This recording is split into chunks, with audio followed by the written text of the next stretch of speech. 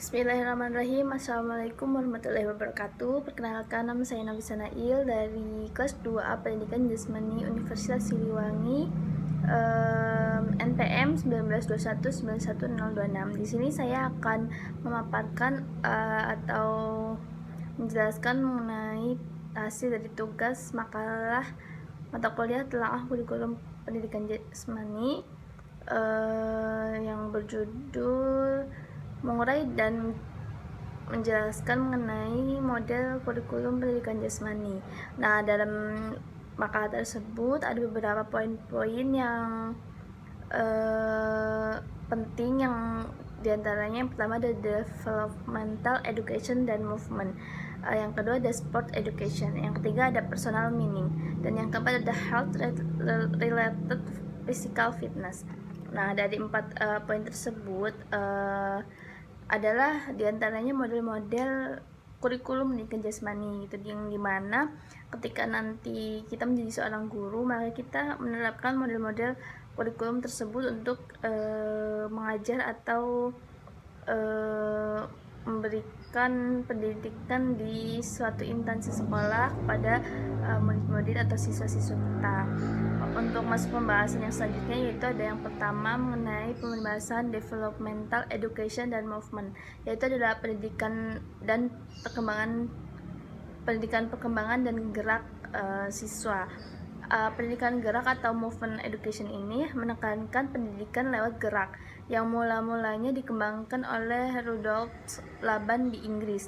Laban mengembangkan konsep-konsep gerak yang berkaitan dengan ruang dan waktu sebagai bahan untuk pengembangan gerak-gerak tari. Aliran-aliran Laban akhirnya dibawa ke Amerika Serikat dan diadopsi sebagai program pendidikan jasmani.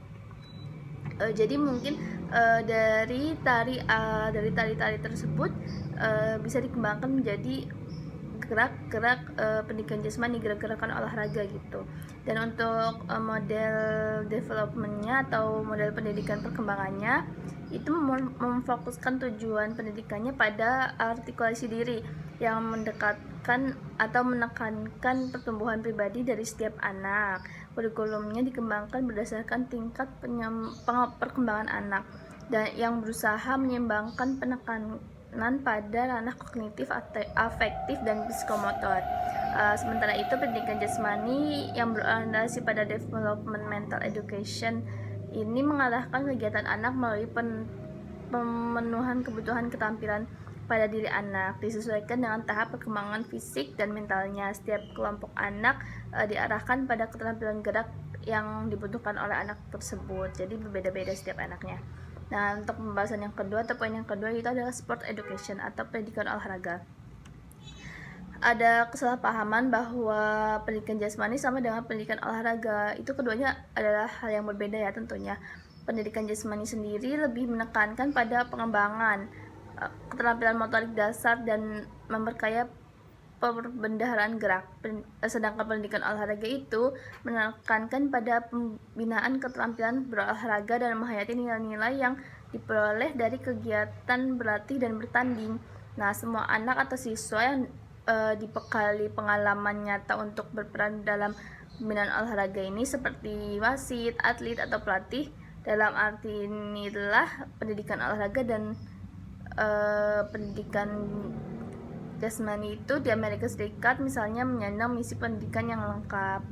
Nah, yang ketiga ada pembahasan atau poin mengenai personal meaning. Model personal meaning atau model personal meaning ini berdasarkan atas orientas lain integrasi ekologi yang fokus utamanya itu pada pencarian nilai secara pribadi dan perkembangan individu secara holistik. Itu menurut Jawed Ben Ennis tahun 1994. Nah, hal itu berkaitan dengan perkembangan individu dalam konteks sosial tertentu dan menekankan pertumbuhan akan tanggung jawab sosial tentunya.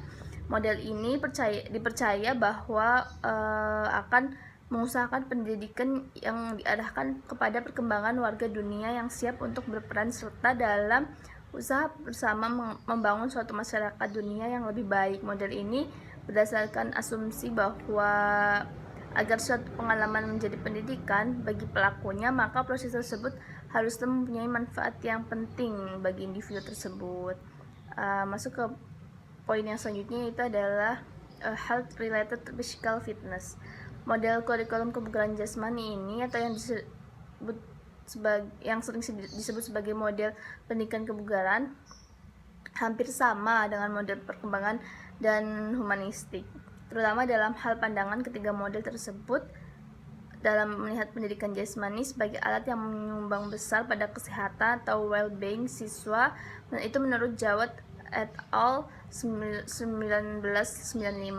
Perbedaannya yaitu adalah pada ciri model pendidikan kebugaran yang membatasi manfaatnya pada wilayah kesehatan dengan tujuan utama meningkatkan kebugaran jasmani siswa sebagaimana dirumuskan oleh banyak pihak. Kebugaran jasmani adalah kemampuan untuk melaksanakan tugas sehari-hari dengan cukup intensif dan kesiagaan penuh tanpa menimbulkan kelelahan yang berarti dengan energi yang cukup untuk menikmati waktu luang dan menjalani situasi-situasi yang tidak terduga. Nah, bisa dilihat dari segi target pencapaian yang harus dipenuhi, maka model ini dilandaskan pada orientasi nilai disciplinary mastery gitu. Maksudnya banyak pihak yang membedakan aspek kebugaran ini ke dalam dua jenis kebugaran, yaitu kebugaran yang dikaitkan dengan fisik, yaitu semata-mata adalah physical fitness, yang di dalamnya termasuk kebugaran sistem kardiovaskuler,